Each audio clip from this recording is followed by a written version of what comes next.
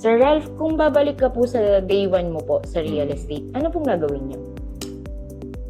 Tatlong bagay siguro siya, no? Number one, i-treat ko itong real estate bilang isang negosyo, hindi lang sideline, no? Kasi syempre, iba pa rin kapag ito ay talagang sineryoso mo bilang isang negosyo, no? So gagawin mo yung best mo.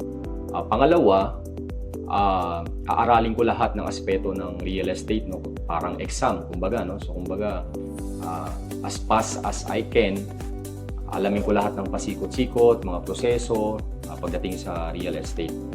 And pangatlo, syempre, magte-take ako ng massive action kasi syempre, action brings results.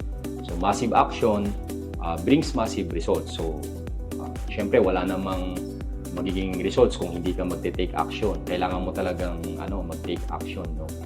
So, yan ang tingin ko ang game changer pagdating sa mga nagsisimula sa real estate na kung saan gawin mo yon yung nabanggit ko na 3 factors. Of course, syempre mas meron pang iba na kailangan mong gawin, no? Pero tingin ko yun yung 3 main factors na makakatulong sa iyo.